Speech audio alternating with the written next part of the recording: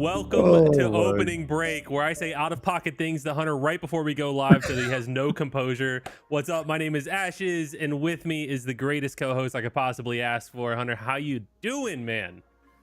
I'm unhinged, bro. Thanks a lot for just throwing that out there before we jumped on.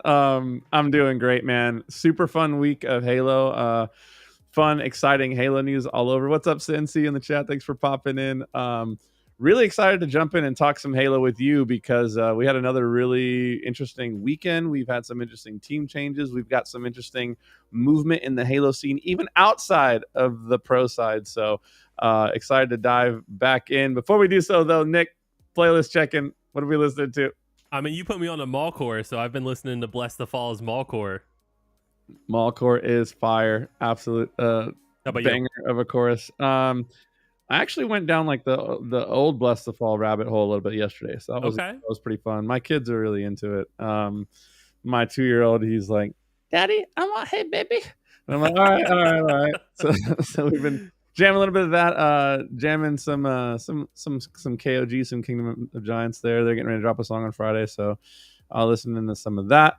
My go-to non-metal band, I don't know if I've probably shared this with you, is Magic for sure. They're kind of more on the reggae side. Why you gotta be so rude? Oh, yeah. I love that band. We never talk reggae, and I listen to a lot of reggae. Do you really? Yeah. Dude, just a man after my own heart, bro. Like, I couldn't ask for a better duo in this. So, yeah, I listen to a ton of reggae stuff when I'm, like, reggae pop, white reggae for sure, a lot when I'm not listening to the heavy stuff. Do you like Aurora Wave? Oh yeah. Yeah, that like nice hybrid of the two genres. Yeah, and I'm just gonna go ahead and put it out there. I've already slid in the DMs and shot my shot with that band. So I was like, listen, I'm from the Caribbean. What you guys are doing is literally exactly like the music of my people and my heart music mashed together. So if you ever need a guy, I got you. And he was like, thanks, bro. Sick. I'll keep that in mind. I was like, cool. That's awesome. But yeah, that band's sick. Beartooth from Licinity. That's a good choice.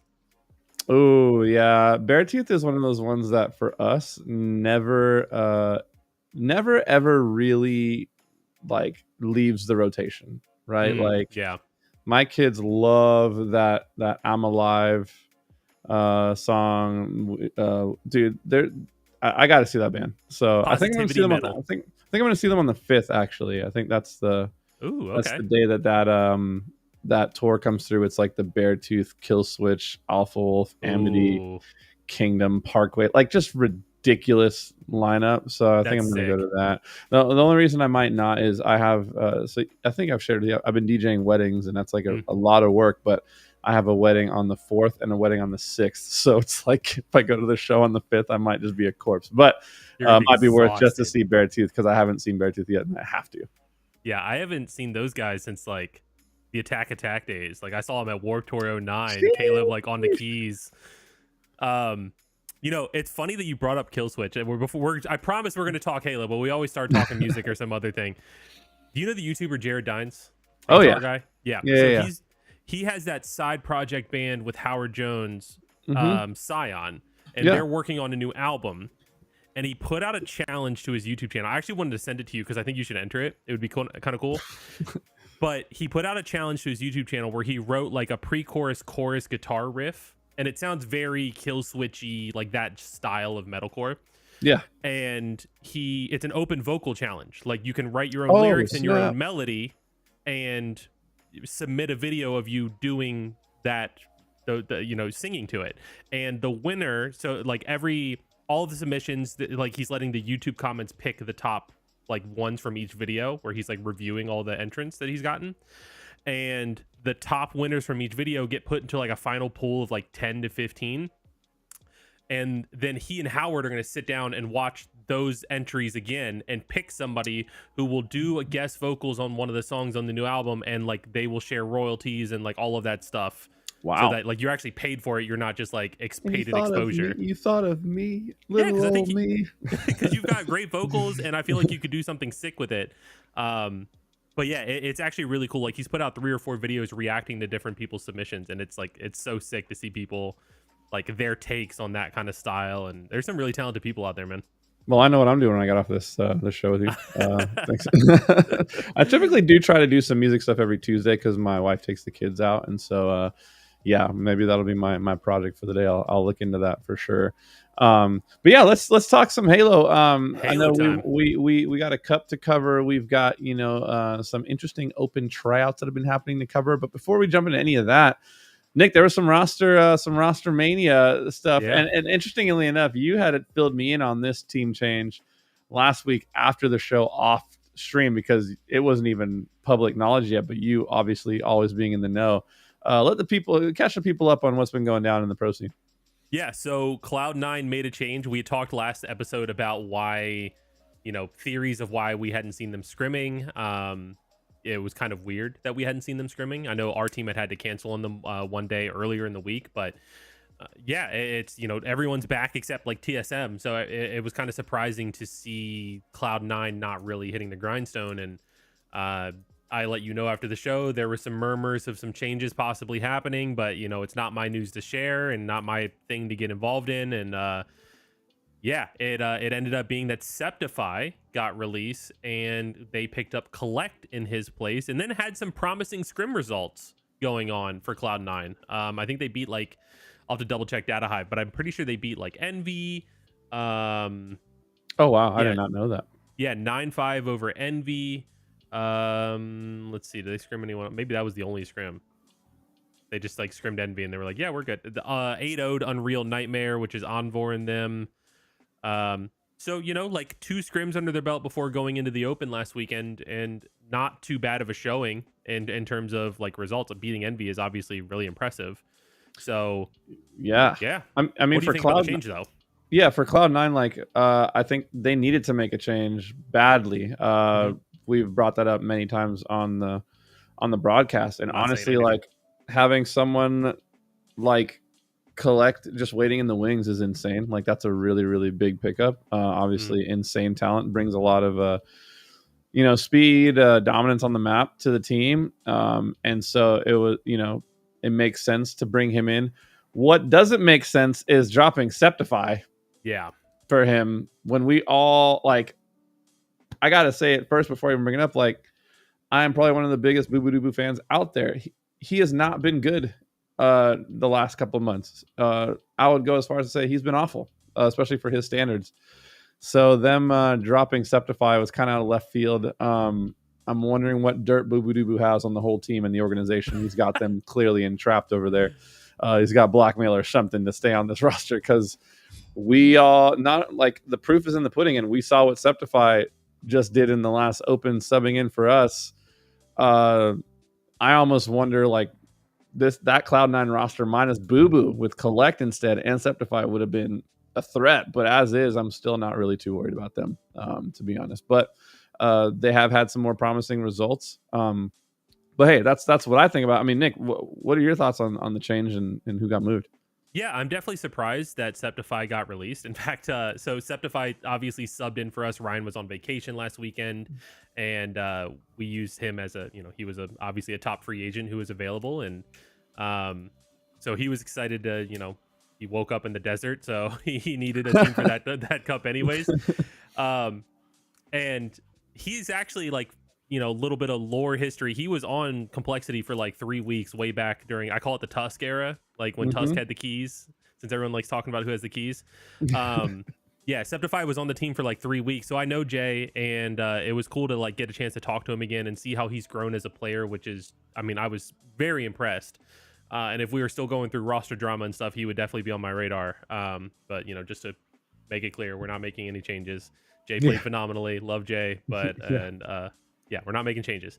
But yeah, it was I joined the Discord call and I was like, all right, thanks for subbing in for us. Okay, so tell me, how'd you wake up in the desert? What the hell happened there? Yeah. And it was I don't know. I think it caught him off guard. I think it was people were saying a difference in play styles and ways that they wanted to approach the game, which, that's the kind of stuff that you don't really see on a scoreboard.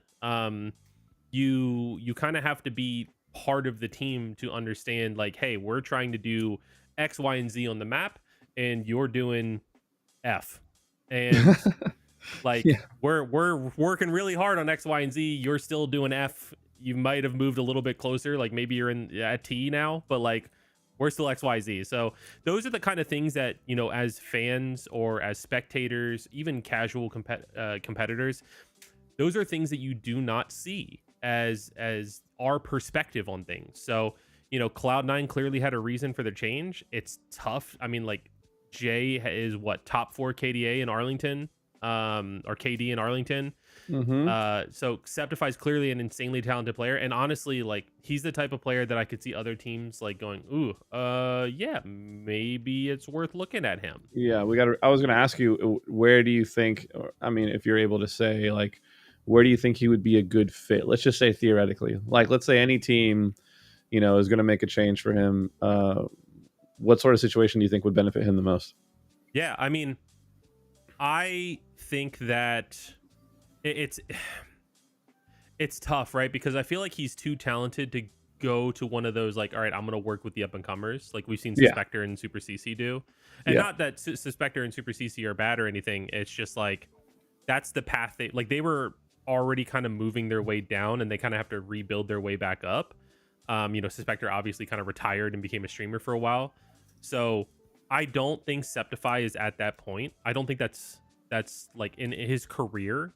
It's just a weird space right now because I mentioned this actually when we were going through our roster mania. The fact that Envy did so good both online then on LAN, that's one of those teams where it's like, okay, that's a lot of like the people that you often see be in the free agent mixes, but they're sticking because they're 100%. Really good. Like they've 100%. Got a formula that's worked. So it's making these players who are like the kind of outliers, like Collect, obviously teamless for a little while, and like that's kind of crazy to think about. Now Septify, teamless for a little while. That's kind of crazy to think about. Lethal, teamless for a little while, but he's obviously with Omit now. So I don't know where he goes, man. I hope he lands a spot. He was a phenomenal teammate for us during the Open, but I don't know. What do you think? Like, where could you see him landing? Well, I really like Jay, just period in general. I tuned with him in Halo 5. Really good mind for the game. Obviously, an incredible talent, and probably playing the best Halo he's ever played at this point in time in his career. So I would love to see him like fall upwards. You know what I mean? But obviously, I don't see Envy or FaZe or SSG making a change. You know what I mean? Which sucks. Something like Omit maybe could be a good situation, right? Like, again, though, like really like all the players over there on that team as well. Not saying anyone's the problem needs to go, but like, you know, you got to have those conversations. Like someone like Septify is on the market now. He's not going to be on the market forever. Are you going to be the one that pass on him and then have to play him at the event while he's on a top 4 KD type run? You know what I mean? So obviously, like the questions have to be asked. I think it's like ascending baseline would be the farthest that I would be willing to see him fall. But again, like who do you swap out there? Does he just take the twins himself and make his own thing? Like, not that they would even do that. Like they're really tight knit crew over there. They feel like family over there.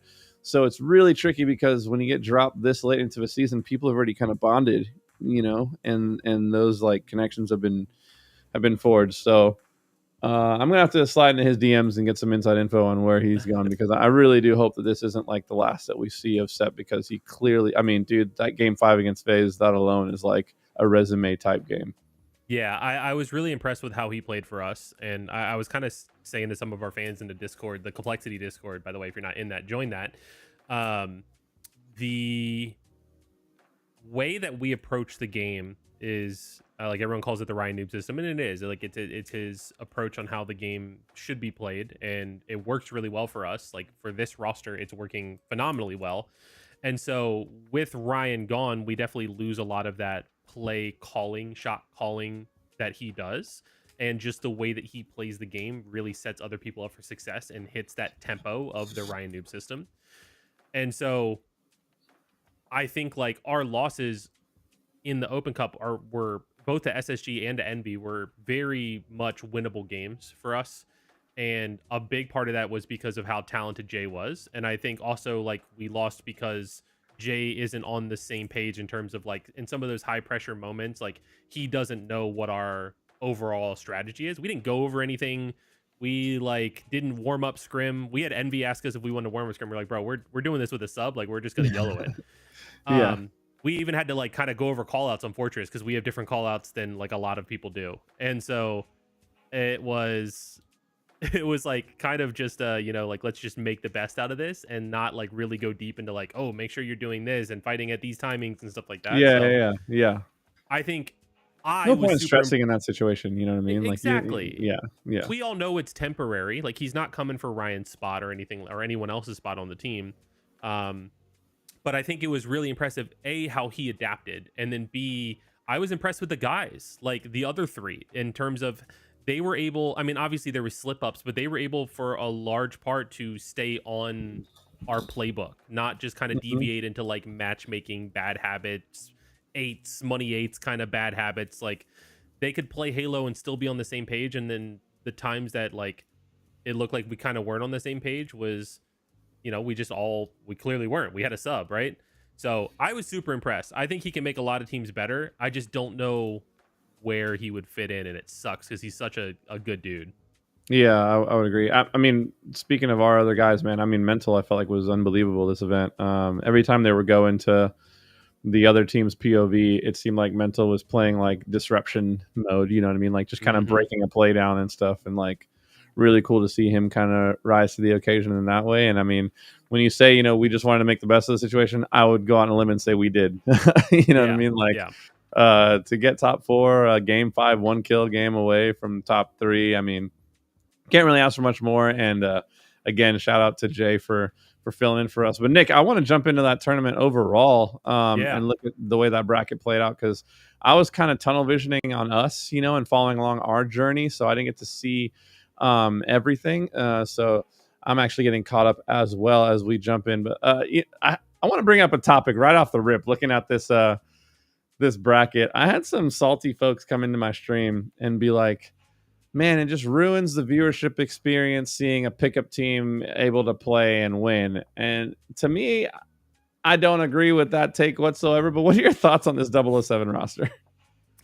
I've seen that take on Reddit the last 2 opens, and it's so interesting to me because from one perspective, I get it, right? Like, it almost makes credibility go down towards the competitive scene because there's a pickup team doing so well.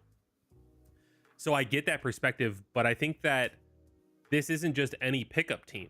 This is quite literally a God squad. Like, of I would say arguably the 2 top teams right now, Shopify and Optic. You've got 2 really strong players from both teams. I'm not going to get in debates about like if they're the 2 best players on each team. I know everyone has their own opinions on that, but obviously Legend and Bound are difference makers. They are on a 7 event win streak or 6 event win streak. 5. Okay, I'm giving them too much credit. You guys suck, imagine. Here I'm on Reddit again. No, like Bound and Legend are doing crazy things, right? Like, they went from winning everything last season, or almost everything last season with SSG, to now repeating that success with Optic. And then you've got Cycle and Last Shot, who are very clearly standout players in terms of consistency, in terms of skill, in terms of just capabilities. And like, obviously they're the still quote unquote the up and comers, but I think they've like up and arrived. You know what I mean? Like, they're here. Oh yeah, they're definitely here. They're not. There's no more conversation about up and comers. Like, they're here. Like, if you're making it to grand finals, you've arrived. I don't care what anybody says. Exactly. Like, you know what I mean. So, not to mention, like, looking at this bracket, they dropped 1 game in the entire winners bracket, championship bracket. Like, and I just, when I think about this take, I'm like, where is the Halo fan in all of you watching this? Like, how often do you get to see the 2 best teams team up and play? Like, if I would have gotten to see the Ogre Twins and Roybox team up for random events on the side back in the day, I would have been stoked to watch it, because it's an impossible situation. Like, that team will never be able to be formed, like, at least as currently as the scene stands, you know what I mean? So I would just say, like, enjoy, like, getting to see something a little different, getting to see them like flex their, spontaneous teamwork, flex their individual skill muscles, and for everybody else, like, you got to freaking catch up, put up a fight. Like, I don't feel bad for you. You know what I mean? I don't feel bad for anybody losing to a pickup team, especially a pickup team of this caliber. Yeah, I think that people don't realize how awesome that is. Like, you don't see that kind of collab mashup. It's like when you have two favorite artists in a genre. Technically, they're competitors, but when they release a song that's collabed together, you're like, oh my god, this is a banger. Like that's how we should be treating like these hiccup teams that are doing crazy things in these open tournaments. The other point I want to make, and actually I was going to ask you this at the end of the show as like a new ending sequence where I get your hot take on something, but I'm going to do it now.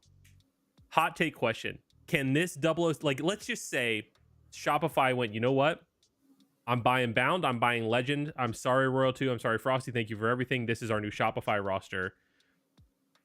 Could that roster beat either the current Optic or Shopify rosters? Like a weird scenario where they have like cloning technology. Oh, yeah. Like, is this the penultimate team? Is this the team that Formal wanted to make but doesn't include Formal? I mean, just ask me the question as is. Is this team better than their current rosters? Like, yes. That's the question you asked me. And I mean, I would say, yeah. Yeah. I mean, if you look at the results, like, granted, they're not able to play themselves. But, like, I'm looking at the results here, and they dropped one game for the whole winners bracket. You know what I mean? So, because I think if you go the other way, if Optic and Shopify are playing in this thing, they're going blow for blow. They're dropping games for sure along the way. And we've seen Optic kind of scrape by. Whereas this roster has not scraped by. This roster has literally put pause on the entire Halo scene. So, and you kind of take, like, you're taking everyone in their prime, dude. Like, these are the two players from Optic that are in their prime, and the two players from Shopify that are probably not even in their prime yet. They're probably entering their prime soon. And so, yeah, I'm going to go out on a limb and say that 007 roster is better than both the other ones. Yeah, I mean, I like, no shade on the other players. Like, I love, those rosters are insane. Frosty, Royal 2, amazing players. Yeah. I don't have a single bad thing to say about them. Same thing with Formal and Renegade on the other side. I think Renegade is the one thing where I'm like, that's the only question mark that I have, because I do still think that Renegade is like probably the best player in the game. It has been playing like it. The amount of times that he's saved that roster, not in a bad way, not like he's carrying them, but like the amount of times that he's made a tournament series altering play to keep them in it is insane. Yeah. So he would be the one kind of wrench in that plot. But I mean, yeah, I mean, as currently constructed, this 007 roster is kind of ridiculous. And the crazy thing is if that hypothetical took place, like not the cloning technology side, but if Shopify just like dumped out the Shopify money bags and was like, hey, Optic, we're buying Legend and Bound, and we'll trade you also Royal 2 and Renegade, or Royal 2 and Frosty. Then you would have the opposite of the current FaZe roster, where you would have the old FaZe roster minus Snakebite plus Formal under Optic, and then the old Optic roster minus Formal plus Snakebite under FaZe. Like, thinking about that, I want this to happen now. Like, that would be so many like sick storylines. Yes and no, because like I think we saw the ceiling for that FaZe roster, right? And I don't think Formal is generational talent. Snakebite, same thing. I don't think that 1-for-1 trade really benefits either team. It doesn't hurt either team, but I think it's kind of very similar in terms of like role and how they play out on that team. And I think that like in that hypothetical where they're not cloning and playing against themselves, like I think they'd run the table on everybody. Yeah. Like I think it's bad. Like I don't think similar to what we just saw right here. You know what I mean? So Formal, if you're watching, listening, Frosty, Royalty, same thing. You guys put together that pickup squad. Put together some scrap squads of yourselves so we can see some of these matchups. These Halo fantasy matchups happen, but yeah, unbelievable roster. Also, too, like for folks watching saying, oh, Shopify can never. I don't think people realize Shopify probably has more capital than any org in esports, period. like outside maybe like Falcons? Yeah, they could. Yeah, exactly. Outside of that Oil Prince money, Shopify probably has the most capital to play with. They could buy any player they want in any scene if they really wanted to badly enough. So, just some food for thought there. So looking at the bracket, like close up, obviously we've advanced kind of to the further rounds. Is there anything that stands out to you matchup wise?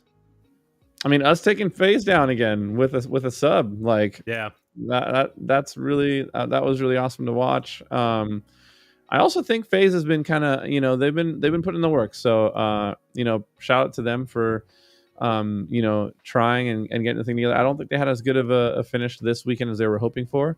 That Space Station Cloud9 though, that 3-0, I was not expecting that at all. Same. That was definitely the round one.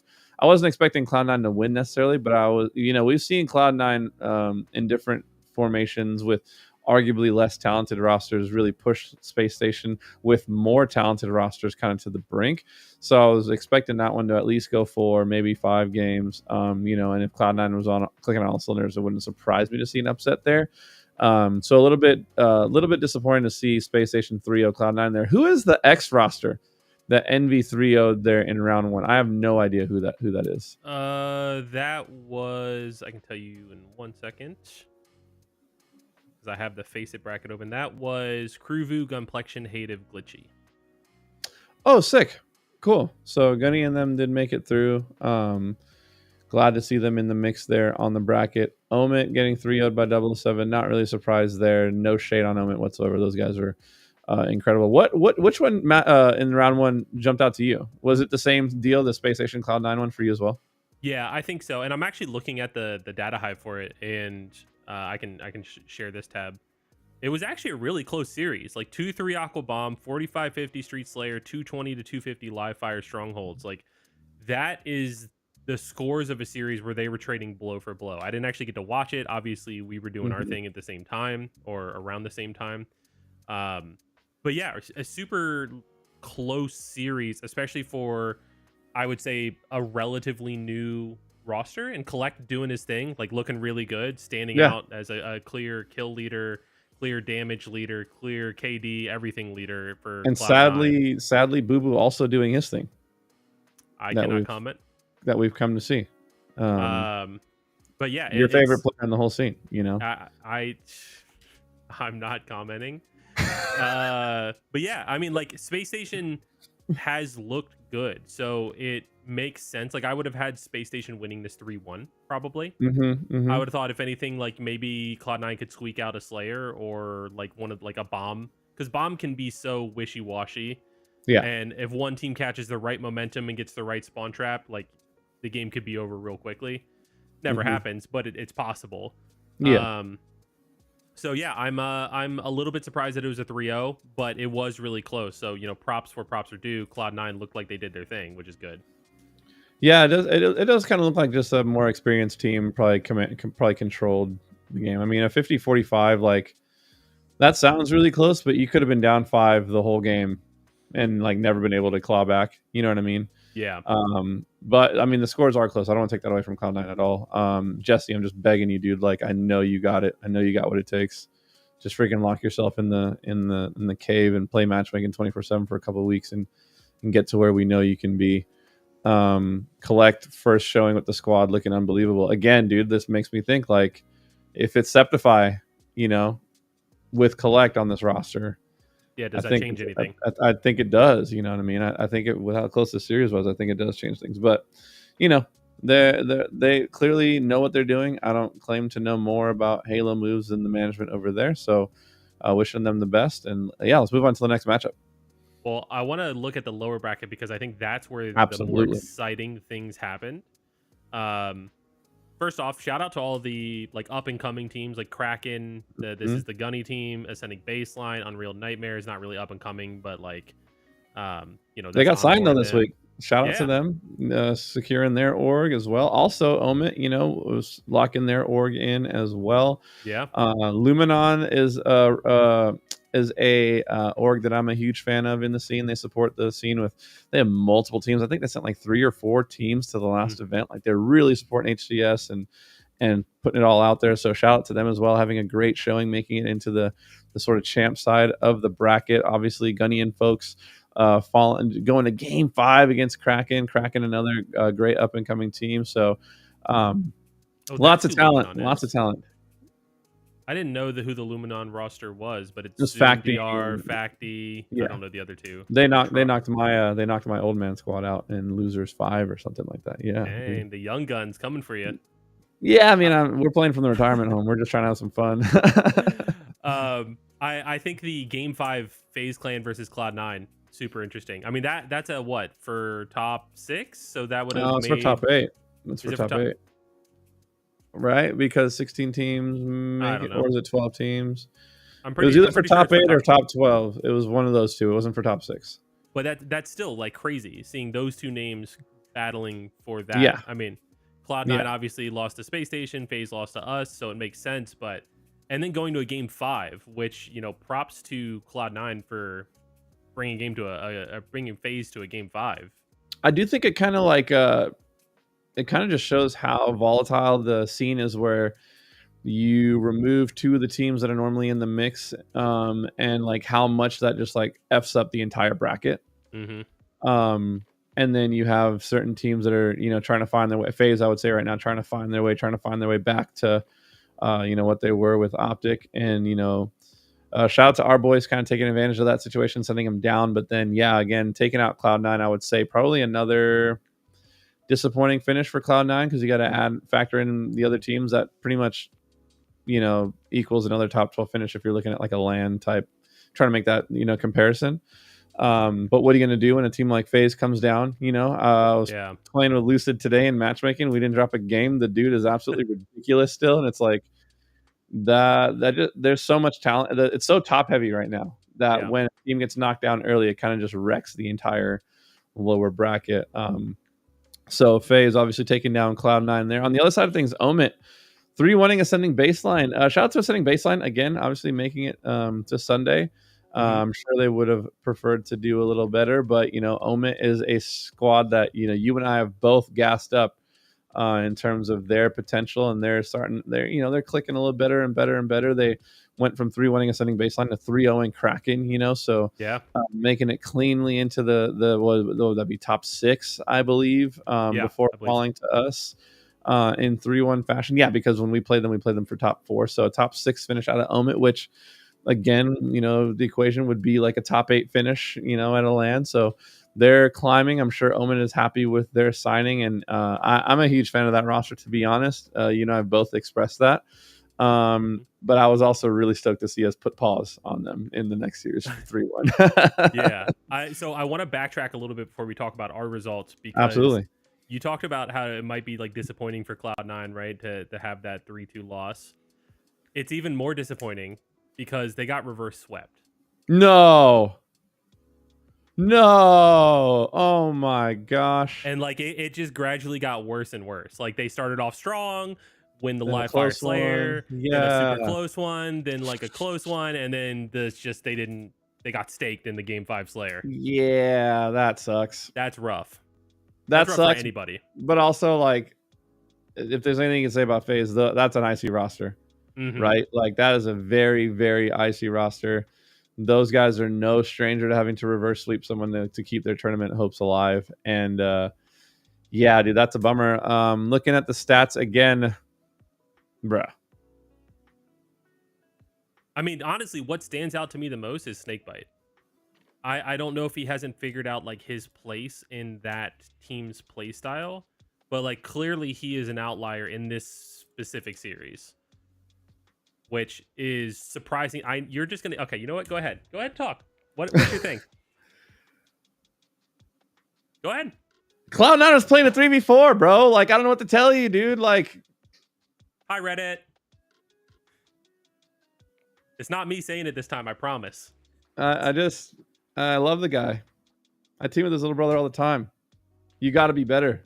Like, you got to be better, or you're getting dropped for Skeptify. Like, I don't know what to tell you. That's unacceptable. It's every single series. Boo boo, like drawing it up the rear like badly. So needs to be better, especially when your team goes up 2-0 and you have a position to close out a FaZe roster there. To then drop a 0.7 overall for the series when Collect is showing up and showing out. Collect matching Lucid, on the other side of things. Snakebite also still figuring things out, like you mentioned, but I'm also not really I'm not worried about him, dude. I watched him play really well at Arlington. It was probably the best he had played on that SSG roster, and it's unfortunate that they didn't have the finish that they were hoping for. You know what I mean? So, and he will figure it out. The rest of those players are clicking. You know, I mean, if you look at the KDs, 3 out of the 4 positive on one side, 3 out of the 4 negative on the other side. But it's really hard to win when you have someone bottom fragging by 20 plus kills in a series on your team. Period. Yeah, I'm not going to comment on that. You don't have but to. I will say something that is exciting for FaZe fans or for just fans of this roster is when Snakebite figures it out, because he will. It's not an if, it's a when. When he figures out his place in that trio's playstyle to be like a successful fourth for them, that's when I think this FaZe roster kicks into overdrive. I think that's when they really become scary as a team.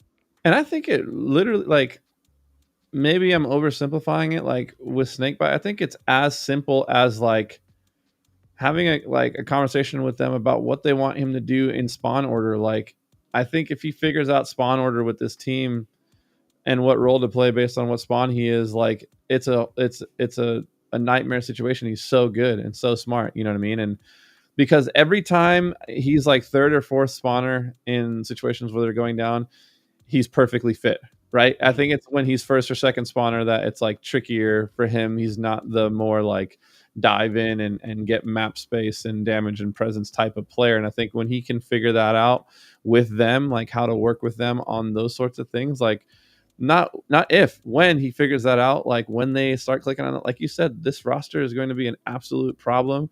I have them back in the top 4 for next event for Salt Lake City, right? Unless they match up against us, like because we've clearly shown that, you know, we have a good answer for them. I still wouldn't want to play against them, but you know what I mean. Like I do think this roster is good enough to be a top 4 lock for the rest of the season, and they're going to continue to get better, which is like that's when you start seeing them become intertwined in that, like, okay, who won the Roster Mania storyline? Was it SSG, who's going out to an early lead right now, clearly looking a little bit better? Or will it be FaZe long-term once everything kind of gets ironed out and that game plan that they're building gets executed properly? Go back to the bracket, though. I do want to take a look at SSG for a second here, because, like, even though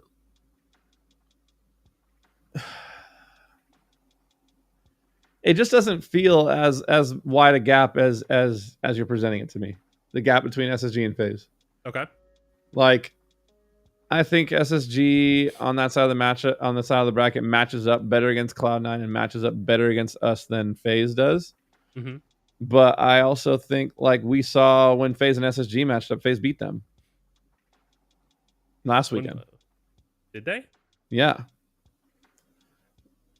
you not remember that? Last weekend when they matched up, FaZe beat them. Yeah. Or not. I mean, it wasn't last weekend. It was the last open. It was a couple of weeks ago because there was like a break. But FaZe beat them. FaZe beat them in the head-to-head matchup. So I don't feel, and like I mentioned in that show, and you mentioned in this show, I think FaZe is a roster that improves. And Space Station, I think, you know, we're going to see early on kind of what their ceiling looks like. You know what I mean? So I don't think it's, I think FaZe just doesn't match up well against us for whatever reason. I'm not complaining. Cool. Like, I'll take that. Boom. But if they would have beat us, I think FaZe would have beaten SSG. And then all of a sudden you have a top 3 FaZe right there because it would have matched 007 in the finals. You know what I mean? So, and Meet Sim Cam, you're absolutely right. It was 3-2. It was game 5. That was when we had the Lucid pop-off video. You know what I mean? So yeah, I don't see SSG as having necessarily won that trade. But also too, we've only seen a match once and it was online, so who knows? Yeah, I mean, but if you look at it, like, we beat FaZe, but Space Station beats us 3-1. Envy beats FaZe, but Space Station beats Envy 3-1. So, like, I don't know, like transitive properties kind of thing, even if they lost the head-to-head. Yeah. Space Station did look better this weekend, there's no doubt about it. For sure. Especially the way they put Envy away. I was not expecting that. Omit obviously taking down X, then taking down Kraken. Who's on the Kraken C's roster for this one? Give me 1 second. I do want to show them some love while we can. All right, so Kraken Omit. We've got Azency, Collective, Ivanized, and Leader Ness. In fact, I can show the data hive for the Omit series. That was a great weekend for those guys. Then they ended up bowing out top 8. So shout out to not a bad Kraken series score either. Like, yeah, not a bad series score against Omit as well. Yeah, great showing from Kraken. Great job, guys. Seriously. Claps all around. A great showing from an open team. Because isn't Ivanized a free agent? So like this isn't a this whole team? Roster, I think, was like they put it together pretty. I don't think they were scrimming and stuff beforehand, but I could be completely wrong. But I think it was a fairly new roster. Okay. Yeah. Yeah, I am intrigued by this roster. I'm not familiar with Agency, but I've seen obviously the other 3 names. I'm intrigued by this roster. It makes me wonder, like, yeah, I don't know. Like, is this a team that beats Omit if like they had Septify instead of Agency? Oh, you're starting to bring up that question already. I mean, if I'm Septify, I have to look at all of it, right? Like I have to be aware of everything going on in the scene because I have to make a move. Period. I'm not retiring while I'm playing my best Halo ever. So yeah, and I don't think this is the roster that he goes to. Just of course, right? But you gotta be aware of everything that's going on. Like if you want to have a long career, you got to be aware. Like that team could make it out of open bracket. I would guess, right? Like I would. I mean, if you can make it to top 8 in an open, yeah, I think so. Yeah. I think if he joins this team over Agency, not again, no disrespect to him, I'm just picking the lowest score on the scoreboard here. Then does that I mean, that levels up this team. Obviously they're a pickup roster, so those are some of the scariest teams to play in tournament atmospheres when you have the 4 guys who are just going to hop on and play Halo together and not really worry about what ifs when you're playing free like that. Totally, there's no pressure on you, right? So but yeah, props to them. I mean, again, Omit closed it out, like, and that's probably, I think, their first game of the day that was probably their first game of the day for Sunday. So could have also been just knocking the crusties out of their eyes for that series, and that might have made it a little bit closer. And then they played us. And I want to see that series because, boy, that one made me feel good. Okay, let's find that because we've talked about it. Obviously, we love those guys. We don't have a bad thing to say about them. It's not going to be on Data Hive because it's not our official team. Gotcha. But when you make a change, you want to obviously be reassured and feel like you made the right change. And this one's certainly, another, the scrim. We played them really well in the scrim, and now to play them really well in the tournament where they were, off to a pretty hot start, 3-1, 3-0 in their first 2 series, to then match us and have us beat them pretty convincingly, I would say, in a 3-1 fashion. Felt good for us, but also like I'm happy for them as well that they finished out top 6 and that they're kind of in the mix there. And so yeah, they got to be feeling pretty good. Who's missing from this overall thing? Oh, there it's Unreal Nightmare. They lost to Cloud9 3-0. Yeah, I was wondering about them. Okay, so yeah, they unfortunately finish out top 12. Common Haynes reunion kind of taking a step back, unfortunately there. And that really kind of like, this is a whole other topic, but I just want to briefly touch on like just how brilliant of a player Ryan Noob is, right? You see the difference in placings for players with Ryan Noob versus without him. And so, this complexity team looking good. That Envy series though, man, goodness. Obviously Envy beats FaZe game 5, but then playing us, bro, come on, dude. Yeah. Can I talk about Envy FaZe really quick for 1 second though? Yeah, go for it. 1 second, because I was rewatching that series yesterday on stream because I missed it and I really wanted to see how FaZe was looking. And FaZe was up 2-1 on Envy, and game 4 they were up 2-0 in Flag and ended up losing that series. So they were up 2-1 in the series, 2-0 in Flag game 4, and ended up losing that series in game 5. So Envy dug deep into the trenches, my guy. Like Envy dug into to pull out to come back from 2-0. And I think it was Origin CTF. They were down 0-2 against FaZe. FaZe is hitting every shot. They got the snipe. They're popping off rockets. They're blowing people up. It's looking good. And Envy just like stayed in it, stayed composed. They believed in themselves the whole time. They never, gave up. And they come back and win that game and win the series. So that was freaking nuts, honestly. And every time I see the Envy roster, I just believe more and more, especially in these sorts of circumstances. So shout out to them for that. But then the series against us, man, goodness. Go ahead and walk us through it. Yeah, I mean, I can't even remember the maps at this point other than game 5 and just There, what a royal choke that was. Yeah, it was. I think that series was a clear showing of like Septify is insanely talented, really, really good as a player, but clearly didn't know what our game plan was. And so there was times where like if it had been Ryan, the play would have unfolded a little bit differently across the map. Not that Septify necessarily did anything wrong or played poorly. It's just was different than what would have been expected from a Ryan Noob being there and how Ryan Noob would have played it and how everyone else would have played off of it. But yeah, I mean that it was just an unacceptable choke in that game 5 Slayer, honestly. We've kind of talked about it, but we also like when we looked back at like the crucial mistakes of like why one shots were getting away and things like that. And a lot of it came down to just not being on the same page. And again, I think that comes back to like Ryanoob is our like main shot caller in game. And he's also the one that keeps people focused on like what our strategy is and how we want to approach the map, approach the game types. And that started to crumble when they got that last sniper and started hitting body shots and cleaning up kills and closing the gap. And you know, I can take blame for it too. Like I should have said something earlier, but I was also like, it's one kill. Like surely someone on our team is just going to get a trade and win the game. And I even said like just group up, play for trades. But you know, it's tough when like you're kind of on the back foot. You don't want to choke it, and you start pressuring yourself a little bit more. So unfortunately, it didn't work out. And I even tipped Envy because again, it was ice out of them. It was, I think were we up 2-1 in that series and they came back and won it again. So yeah, I mean I messaged Thug Nasty and I was like, GG's man, like that ice was like great out of you guys. It's impressive to see, especially with a team of like young players like that. I'm gonna roast you and play devil's advocate for a second because I feel like you just like completely negated the Septify impact and just was chalked it up to, oh, we didn't have Ryan Noob. The reality is I got to give Septify his flowers because we have not had a close series against Envy with Ryan yet.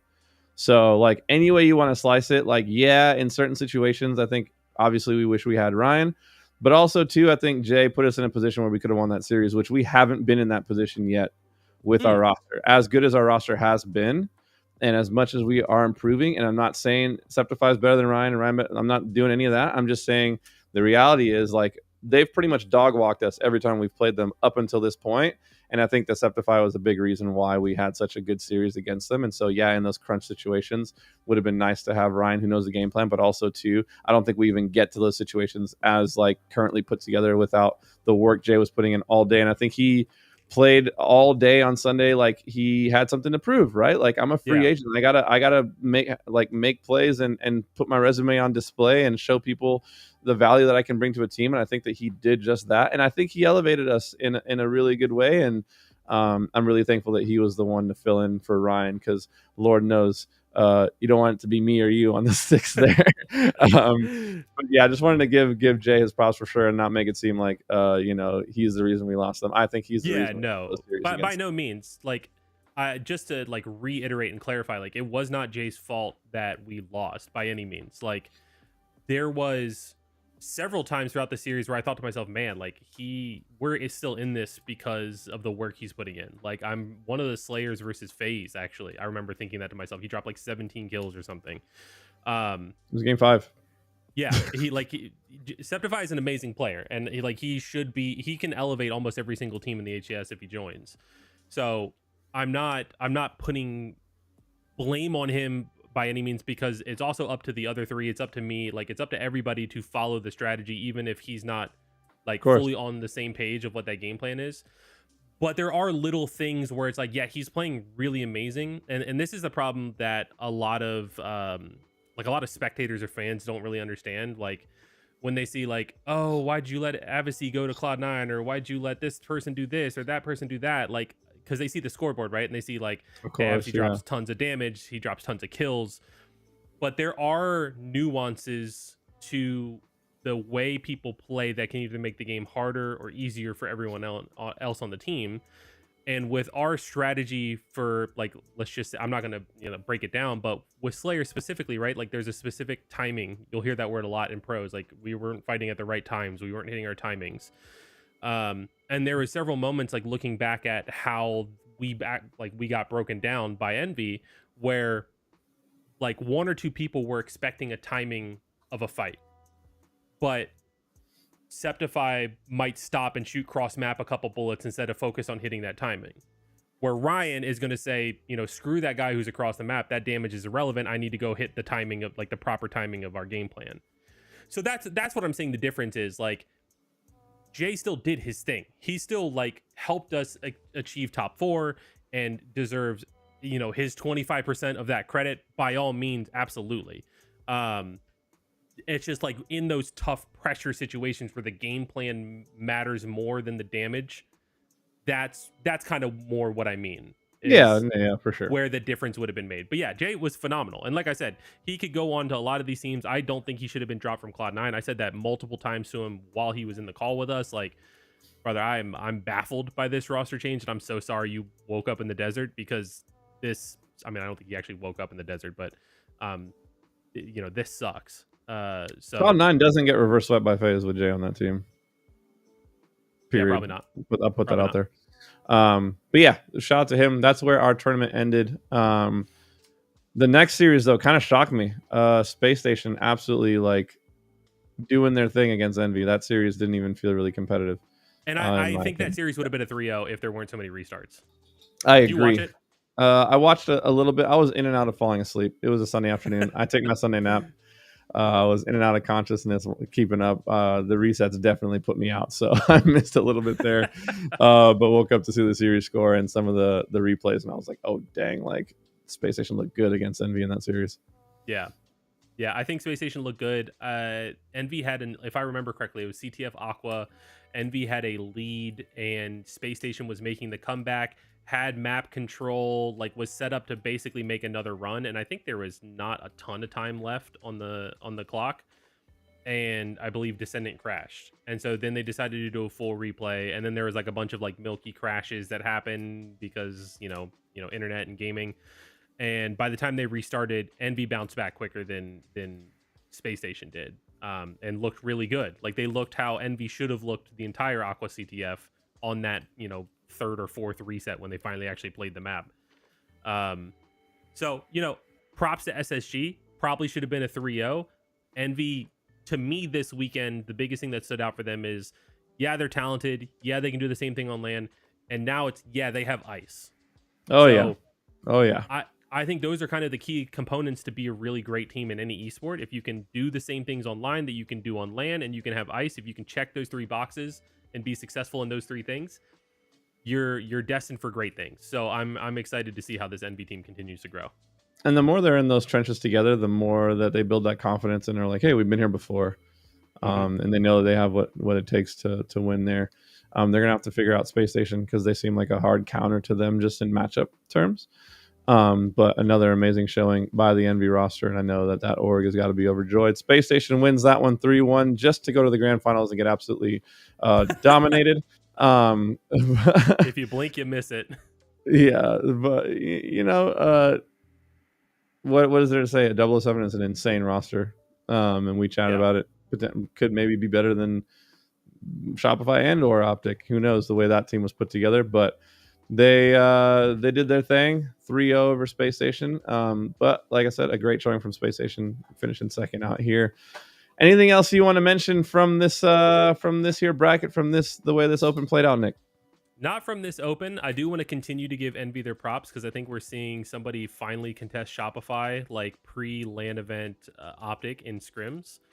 Current scrim going on 5-4. Shopify's favor, obviously, but still, they're trading blow for blow with Shopify. That is not an easy task. Yeah, Shopify is not a fun team to scrim against. Let's be honest. And these games are close. Like the Forbidden doesn't look close, but Live Fire 4-3, like 2-3, very close Oddball, 3-2 Solitude King. Like it's literally blow for blow. And these are the reps. Like if you're the rest of the competition, these are the reps you don't want to see Envy getting, because every time they play Shopify, they're going to level up in one way or another. They're clearly well constructed and poised to keep making moves, keep taking leaps. So yeah, absolutely huge for them, and they're putting on a show there and they look good. Yeah. How many opens do we have left before SLC, Nick? We have an open this weekend, we have the July 4th weekend off, and then we have the pool play qualifier. Wow. So it's coming quick. 2 online tournaments. It's coming quick. Yeah, it was like during Roster Mania, everyone's like, yeah, we got 2 months, like we got time to figure things out, and it's like, okay, like we got 1 and then like a quarter months. It's time's moving like really quick these days. Yeah. Who's gonna make the move for Septify? Come on, guys, get it together. Right. Do you have any guesses? If you had to put money on it, like you're in Vegas right now, like my boss, and you're gonna put money on which team goes for Septify, who's your pick? He's going back to Cloud9. Yeah, you think? That would be my guess. Yeah, that would be my guess. Because they got knocked out and they got to watch him do his thing the whole rest of the weekend. You know what I mean? And do his thing in a big way. I think that But for who? I don't know what the shut up, man. Come on. I don't know what the relationships look like over there. but then you go back to like the who has the keys conversation. Like, yeah. You know what I mean? I mean, Thug Nasty, hit him up. I think Thug Nasty got the key. I mean, not Sensor. My bad. Sensor. Yeah. I actually know Sensor pretty well. I'll hit him up. I'll ask him who's got the keys and why they're making the moves they make. But I mean, that would be the only thing I can guess because unfortunately, I don't think any of the rosters above are going to make a change. That sucks. I would say Cloud9 would be my first guess, and maybe Omit would be my second guess. Yeah. But I don't know. That's the thing. They're all world class. I mean, maybe I don't know. It's not throwing shade. I think it would have to be Lethal because I think the other 3 are like a dedicated trio: Spartan, Huss, and Breaking Shot. They're all BFFs. Yeah. Yeah, because I know like Huss and Spartan are like best friends. I know Breaking Shot and Huss are like we're a duo package when we were going through our Russia Mania stuff. I know Tyler really likes Dylan. So Lethal, I mean, we get to odd man out, like that leaves Lethal. And it's not like Lethal's bad by any means. He's obviously a world champion. He's obviously a great player. Yeah. But just in terms of vibes, like, is that an upgrade they can? And then Lethal ends up on Cloud9 because him and Kay had their thing, boom, boom, boom, and then it just like the whole thing happens anyway. The way it was supposed to happen to begin with, I guess. I don't know. The circle of life. Yeah. So really wishing the best for Septify. But there's one other thing we wanted to tackle, one other topic we want to touch on just before closing out the show. Again, thank you guys, everyone who's been watching, tuning in, supporting the content. But the BTH tryouts are in round number 2. I got to tune in a little bit during round 1. You also got to tune in a little bit during round 1. I tuned in, and APG was screaming at the stream, crazy hype because at the moment I tuned in, Gunplexion was 18-0 in an oddball recharge game. Didn't die for the entire first round. Went into the second round. I think, it was insane. I think he ended up being like 20 or something and 0 before he even died in the game, and it was against like all other really good top AM players. So that was really funny to watch, but. I really wanted to give APG and Maniac their props because the way they're doing it is really cool, and they've been really unbiased and truly giving everyone an equal opportunity to show up and show out, and they haven't been showing personal bias or favoritism in any way, shape, or form in the process, and I gotta tip my hat to them for that. Yeah, it's super impressive. Like, I like what they're doing. It was funny. I actually opened up APG stream and I heard Precision's girlfriend or fiance, Alyssa, in there, and I was like, is she trying out or is she like helping moderate it? She's been helping mod it in a huge way. Yeah, it's been like it seemed very professional how they're handling it. Like I was worried it was just going to be like, okay, like who has the connections, good old boys club, like, and then that's what the roster is going to be. And I think we will, as like time goes on, we will see like familiar names kind of of course, make their way to the top because they're familiar for a reason. Yeah. But I do like that everyone's getting their fair shot. I like that, they're streaming everything. So like you can kind of see. It would be really cool if they did like a community voted aspect of it, but that might make like it more of a popularity contest and less of I think so. And everyone's going to vote for their boys. Yeah. But yeah, so far overall, it's been really cool to see. I think it's a cool opportunity. I'm assuming they're providing funding for whichever team like the roster is, which that's also sick. So yeah, I think it's a really cool opportunity. My next question is like, okay, what do they do for coach? Like, who gives this group of up and coming players? Because I'm assuming what it's going to be. who gives them guidance? Like, who well, I know play the right way? I know APG is going to be coaching them in terms of like watching some of the scrims and making pointers and stuff. He said he doesn't want to necessarily coach the roster, like stand behind them at the event and do that whole thing, but he is going to be coaching the roster like during scrims, helping them tighten things up, paying attention and letting him know things that he notices as he's watching and doing his thing. So he's going to be like kind of like part-time coach, but then like who's going to actually fill the coaching slot? Not sure. We'll have to wait and see on that one, but yeah, they're certainly invested. And I know APG and Maniac are both very much, they want, if it's going to have the BTH name on it, they want it to live up to the par, you know what I mean, of the product. Yeah. And so they're taking it pretty seriously. Yeah, it's a really cool thing. So definitely want to give them credit where credit is due. Like these are the kind of things that I think help drive the ecosystem of a game forward in a lot of ways. It gives that clear path to pro when there isn't one. And absolutely, I get asked a lot, like especially by people who are outside of the esports ecosystem, like, oh, like how does my kid loves playing XYZ game? How do they get involved? Like how do they go pro? And it's always like the same. Well, like usually games have an in-game rank system, and they got to make a name for themselves, and they got to be on the same team as a pro in a ranked game, and like hopefully pop off or something. And, yeah. But like, there are other games where there is a much clearer path. Like I can do this, then I can do this, and then if I'm successful there, like almost like when we had GB, like game battles, like that was kind of the path to pro. Like, okay, I've had the #1 team ladder team for like months and months and months. Now I'm going to start getting noticed because like I might be able to scrim some top teams or whatever.